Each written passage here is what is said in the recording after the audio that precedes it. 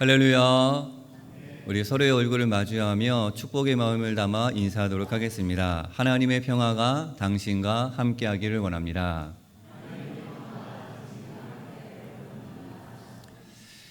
오늘부터 시작된 대림절은 인류를 구원하시기 위해 오신 예수 그리스도와 마지막 심판의 날에 다시 오실 예수 그리스도를 기억하고 기다리며 준비하는 절기입니다. 이 기다림과 소망으로 시작된 대림절은 죄를 회개하는 모습으로 이어집니다. 하나님 앞에 자신의 모습이 어떠한 모습인지 다시 한번 고백을 한 후에 변화되어 가는 과정, 사랑과 나눔, 화해와 만남의 모습으로 예수님을 기다리는 대림절입니다. 특별히 앞에 보이듯이 4주 동안 이 밝혀지는 조를 통해 저와 여러분의 마음속에 참 빛이 밝혀지며 새로운 희망이 피어나기를 축복합니다. 우리 다음 그림을 한 장 보도록 하겠습니다. 그림을 보시면 다시 한번 클릭해 주시면 감사하겠습니다. 기스타프 모로의 오이디푸스와 스핑크스의 그림입니다. 여기 있는 스핑크스의 생김새를 자세히 살펴보면 먼저 얼굴이 어떤 얼굴을 하고 있죠? 아름다운 처녀의 얼굴을 하고 있습니다. 아름답고 매혹적인 젊은 여인의 얼굴을 하고 있습니다. 그런데 몸은 강하고 사나운 사자의 몸이며 독수리의 날개까지 지니고 있습니다. 이상한 조합의 모습은 인간이 지니고 있는 기본적인 욕망을 이야기하고 있습니다. 처녀의 얼굴은 아름다움이요 즐거움이요 그래서 쾌락을 상징합니다. 사자의 당당한 몸은 부와 권력을, 날개는 높이 오르고자 하는 욕구, 다르게 표현하면 명예욕이라고 할 수 있습니다.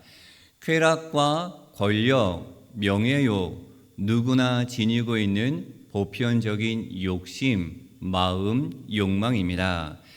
이 매혹적인 스핑크스는 테베의 성문을 지키고서 있으면서 성 안으로 들어가는 사람들에게 하나의 수수께끼를 던집니다. 그 수수께끼를 마치면 성 안으로 들여보내주고 마치지 못하면 어떻게 될까요? 그 자리에서 죽임을 당하게 됩니다. 즉 모든 욕망을 지니고 있는 자기를 넘어서지 않으면 죽임을 당해야 했습니다. 이 스핑크스가 낸 수수께끼는 아침에는 4발로 걷고 점심에는 2발로 걷다가 저녁이면 3발로 걷는 것이 무엇이냐라는 그러한 문제였습니다. 자, 이 문제를 마치지 못한 많은 사람이 성문 앞에서 죽임을 당해야 했습니다. 그때 자기 아버지를 살해한 이 자책감에 빠져 인생과 삶에 대해 아무런 집착도 갖지 못했던 그 어떠한 욕망도 품지 않았던 오이디푸스가 이 수수께끼를 불게 됩니다. 수수께끼의 답이 다들 아시죠? 무엇일까요? 그렇죠. 사람, 인생이라는 답을 갖고 있습니다. 되돌아보면 사람은 아기일 때, 즉 아침에 4발로 기어 다닙니다. 그리고 차츰 자라서 점심때인 어른이 되어서는 2발로 힘차게 뛰어다닙니다. 그러나 저녁이 되어 늙은이가 되면 이 새한 몸을 지팡이에 의지하여 3발로 버티게 됩니다. 인생 무상, 인생의 덧없음과 관련된 그러한 수수께끼입니다. 이 수수께끼의 답을 우리는 이미 알고 있습니다. 하지만 우리는 인생의 덧없음을 잊은 채 욕심을 부리며 가지려며 채우려며 안간힘을 가지고 살아갑니다. 우리의 마음을 비워야 성문을 지나갈 수 있는데 이 사실을 기억하며 살아가는 사람이 많지 않은 것입니다. 아니, 이 사실을 알고 있으면서도 애써 생각하지 않습니다. 아쉽게도 저녁이 될 때야 비로소 마음을 비워야 한다는 사실을 깨닫게 됩니다. 인생의 저녁, 그러니까 늙은이가 다 되어 죽음을 마주할 때 비로소 깨닫고 슬퍼하며 절망에 빠져버립니다. 내가 그토록 손에 쥐려고 했던 것이, 내가 손에 붙잡고 있던 것이 얼마나 허망한 것인지를 뼈저리게 느끼고 후회하게 됩니다. 그런데 여러분, 신기하게도 우리가 깊은 후회와 절망에 빠져 있을 때 하나님의 역사가 시작됩니다. 지난 화요일 새벽 기도회 때 나누었던 설교 중에 한 문단입니다. 같이 한번 읽어보도록 하겠습니다. 절망은 인간의 방법이 끝났다는 것을 뜻합니다. 다르게 표현하면 인간의 방법이 끝나고 하나님의 방법이 시작되는 자리가 절망입니다. 그러니까 나는 할 수 없는데 하나님은 그 할 수 없음에서 시작한다라는 진리요, 신앙의 원리입니다. 성경을 읽다 보면 인생의 저녁이 되어 모든 것을 다 내려놓았을 때 새로운 인생을 출발하는 사람들이 있습니다. 지팡이를 짚을 때가 되어서야 진정으로 자기 자신이 어떠한 존재인지를 깨닫고 그때야 비로소 하나님 앞에 집중하며 새로운 소명을 받은 사람들입니다. 대표적인 인물로는 구약의 모세가 있습니다. 모세는 이스라엘 민족의 역사가 시작되는 출애굽을 이끈 지도자로 이스라엘 역사상 전무후무한 위대한 하나님의 사람이었습니다. 그런 모세가 하나님께로부터 부름을 받았을 때는 그의 인생에 아침도 아니요 점심때도 아닌 그의 나이 80세인 저녁 때였습니다. 지팡이를 짚고서야 간신히 버티고서 있을 때 그에게 새로운 소명이 주어졌습니다. 네 발로 기던 인생의 아침의 모세는 바로의 왕궁에서 자랐습니다. 왕궁에서 온갖 좋은 것을 다 누리며 살았습니다. 기름진 음식과 화려한 옷들, 모든 풍요를 마음껏 누리며 살았습니다. 그런 시간이 지나 두 발로 서게 되었을 때에는 모세는 사자와 같이 당당하고 강한 남자가 되었습니다. 애굽의 학문과 무예를 익힌 모세는 못할 일이 없었습니다. 자기 마음대로 뭐든지 할 수 있는 그였습니다. 그러다 자신이 히브리인이라는 사실을 알게 되고 동족이 당하는 고통과 비참한 현실에도 눈을 뜨게 됩니다. 모세는 학대당하는 동족을 돕기 위해 애굽인을 쳐서 죽였습니다. 그 결과 모세는 동족에게도 도움이 안 되는 불안한 인물이 되어버렸으며 애굽 사람들에게도 위험한 인물이 되어버렸습니다. 결국 모세는 자기가 자라고 살았던, 자기가 낳고 살았던 애굽으로부터 도망쳐 미디안 광야로 향하게 됩니다. 거기서도 남의 집에 빌부터 양을 치며 어찌어찌 지내다가 장가도 가고 자식도 낳으며 삶을 살게 되었습니다. 그렇게 세월이 흘러 늙은이가 되었을 때 어느덧 인생의 저녁을 맞이하게 되었습니다. 그러나 그때 하나님께서 모세를 부르십니다. 두 발로 당당하게 서서 강한 팔을 휘두르던 모세가 아니었습니다. 무언가를 할 수 있을 때가 전혀 아니었습니다. 힘이 없어서 내 손으로 아무것도 할 수 없을 그때, 손에 쥔 것이라곤 지팡이밖에 없을 그때에 새로운 인생을 열어가게 되었습니다. 지팡이 하나 말고는 아무것도 없는 모세, 그러나 하나님께서는 모세의 그 지팡이로 이스라엘 백성들을 이끌게 하셨습니다. 모세의 지팡이는 요술 지팡이가 아니었습니다. 오히려 아무것도 할 수 없는 무력함의 상징이요, 이 지팡이 하나밖에 남지 않은 모세의 약함, 빈 마음, 빈 손이었습니다. 모세가 하나님께 부름받아 새로운 일을 시작할 때에는 무언가가 갖추어져서가 아닙니다. 있어서가 아닙니다. 할 수 있기 때문이 아니었습니다.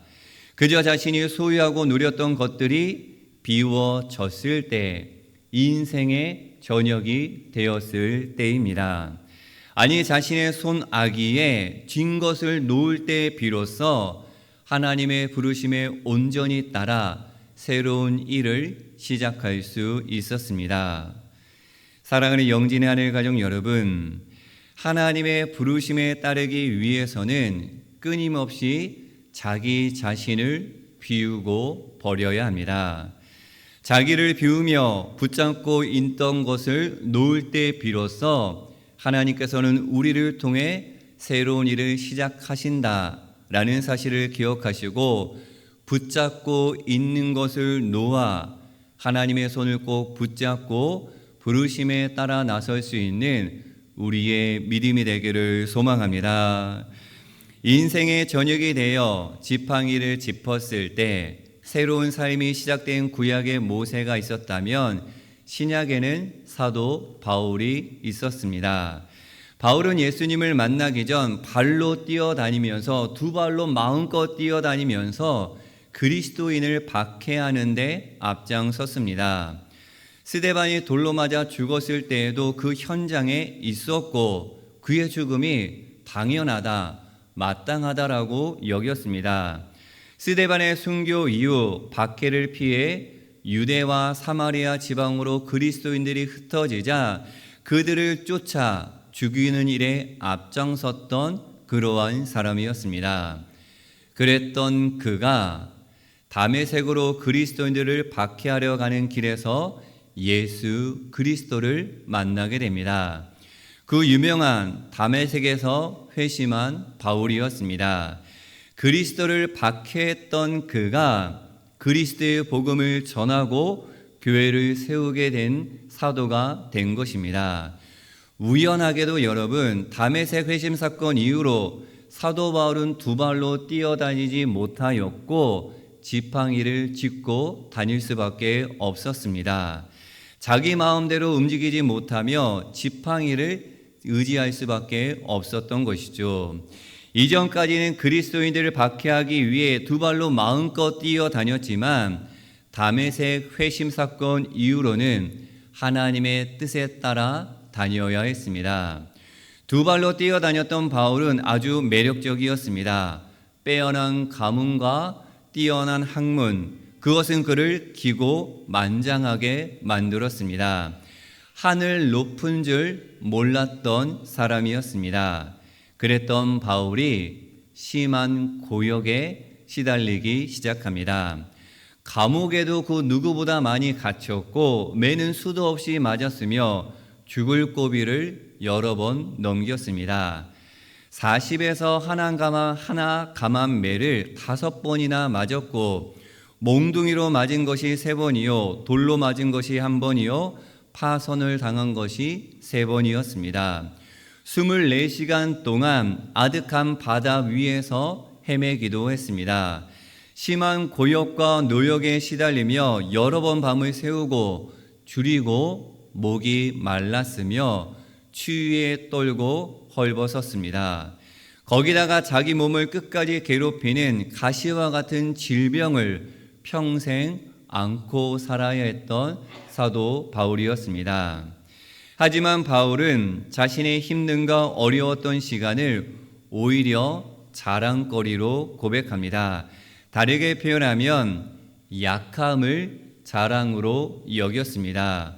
왜냐하면 그 약함 위에 하나님의 능력, 그리스도의 능력이 나타난다라는 사실을 그는 알고 있었기 때문입니다.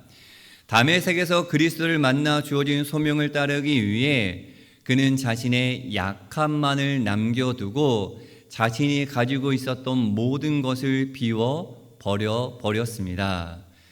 영진 하늘 가족 여러분, 모세는 자기 손에 지팡이 하나밖에 들려있지 않는 힘없는 빈손이었을 때 하나님의 소명을 받았습니다. 바울은 하나님의 소명을 들었을 때 손에 들려 있었던, 내 안에 있었던 모든 것을 해로 여겼습니다. 모세와 바울은 인생의 저녁일 때, 그러니까 다르게 표현하면 인생의 덧없음을 깨닫고 빈손, 빈 마음일 때 새로운 일을 열어갔습니다. 하나님의 소명이 거기로부터 시작된 것입니다. 오늘이 지나면 12월이 시작됩니다. 12월은 무엇보다 대림과 성탄의 계절입니다. 대림과 성탄의 핵심 키워드를 오늘 본문에서 우리는 찾을 수 있습니다. 같이 한번 읽어보도록 하겠습니다. 너희 안에 이 마음을 품으라. 곧 그리스도 예수의 마음이니 그는 근본 하나님의 본체이시나 하나님과 동등함을 전 것으로 여기지 아니하시고 오히려 자기를 비워 종의 형체를 가지사 사람들과 같이 되셨고 사람의 모양으로 나타나사 자기를 낮추시고 죽기까지 복종하셨으니 곧 십자가에 죽으심이라. 아멘. 여기서 이 마음, 예수 그리스도의 마음은 무슨 마음이냐면 한번 따라 읽어보도록 하겠습니다. 자기 비움. 다시 한번 자기 비움. 말씀의 제목처럼 텅 비어있는 마음입니다. 예수님께서도 모세와 사도 바울과 마찬가지로 자기를 비워내므로 이 땅에서의 사역을 시작해 내셨습니다. 성탄은 무엇이냐면 텅 비어있는 마음에 예수님을 맞이하며 그 예수님을 따라 삶을 사는 절기입니다. 그렇다면 대림절은 무슨 절기이냐? 그 그리스도를 모시기 위해 준비하는, 그러니까 내 속에 있는 모든 것들을 어떻게 비우는 절기입니다. 즉 내 안에 있는 모든 것을 비우는 대림절의 삶을 살아내야 하는 것이죠.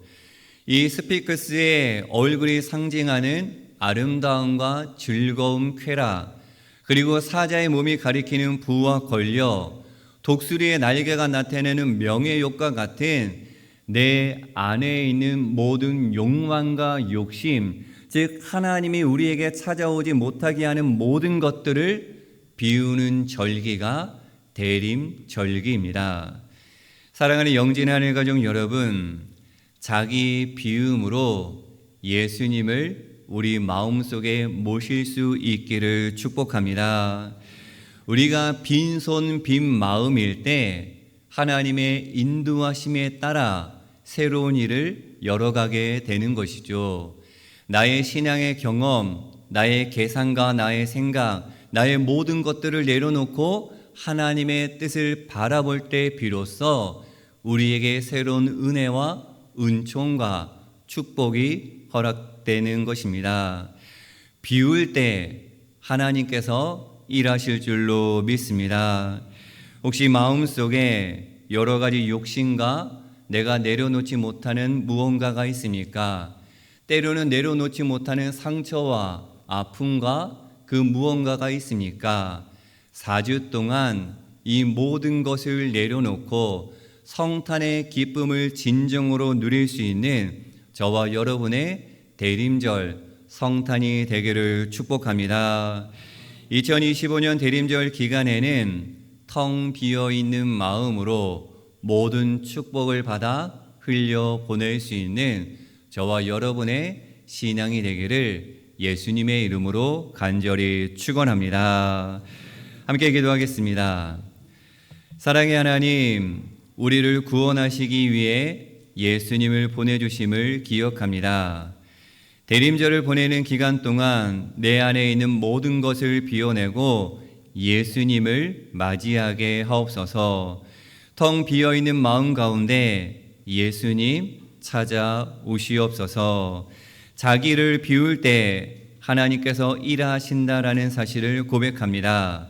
내 뜻이 아니라 하나님의 뜻을 이루어가는 영진 하늘 가족들이 되게 하옵소서. 비우고 비우고 또 비우고 또 비웁니다. 예수님, 내 마음 속에 찾아오시옵소서. 예수 그리스도의 이름으로 간절히 기도하옵나이다. 아멘.